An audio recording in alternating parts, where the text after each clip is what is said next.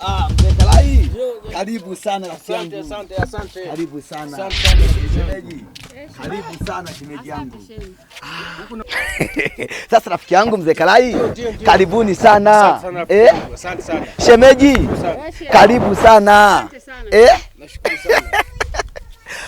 Sasa rafiki yangu, bila kwenda mbali sana. Mimi kwanza nakushukuru sana. Maana ulinikabidhi nyumba yako kwa hiari. Bila kuangalia ni kubwa, bila kuangalia uzuri wake. Niliuza, nikamaliza kesi yangu ya yule mwanafunzi niliombebesha mimba. Unajua nini rafiki yangu? Uhai hivi ni vitu vya kutafuta. Ndio. Ulishaka enda kununua uhai dukani?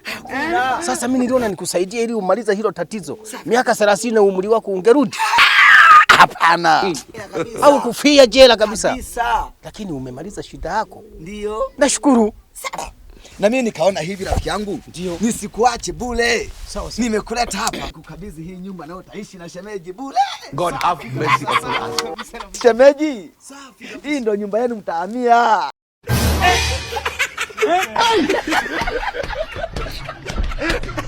Unajua nini? Siwezi nikakuacha ukaenda kufungwa. Ndio. Mali ipo. Safi kabisa.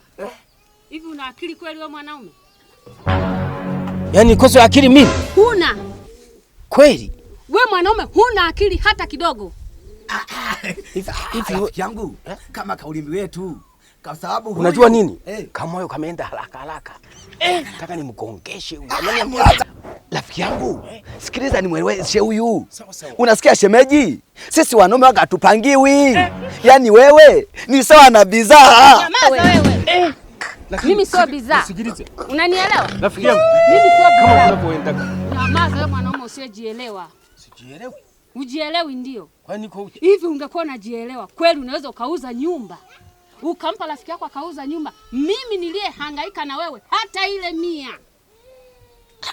Watoto hawa hapo wamerudishwa shule, hakuna ada. Leo nakuja kumsaidia eti rafiki yako. Sasa sikiliza.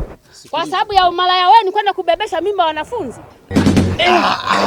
Sio kwa hilo. Kwenye ile nyumba kuna nguvu ya rafiki yako? Ndio. Kuna nguvu ya rafiki yako? Ndio, mawazo. Alichangia kitu fulani. Mawazo.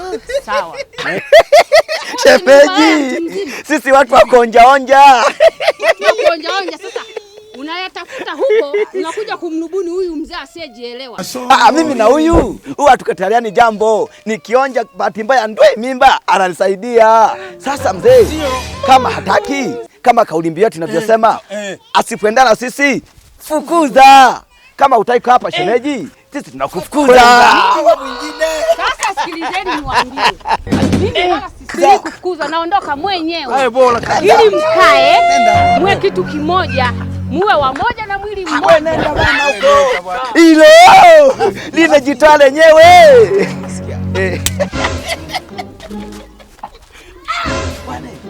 Yaani sisi hatutaki. Utakuwa uzembe.